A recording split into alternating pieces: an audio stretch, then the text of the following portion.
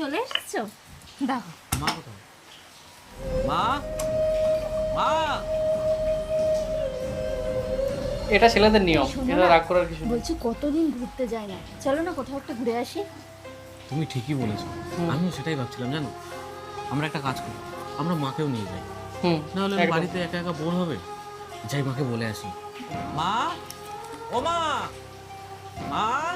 ছেলেটা ভালো খুব। এই বলছি কি, আমি একটু বাপের বাড়ি যাব। হ্যাঁ যাও, ঘুরে আসো। ঠিক আছে।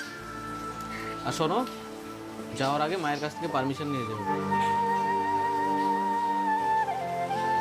এটা একটু বাড়াবাড়ি হয়ে কালকে গেল। অফিস থেকে ফেরার সময় আমার জন্য একটু ফুচকা নিয়ে আসবে গো। কতদিন হলো ফুচকা খাইনি। খুব বাবু একটু আয় তো। হ্যাঁ মা।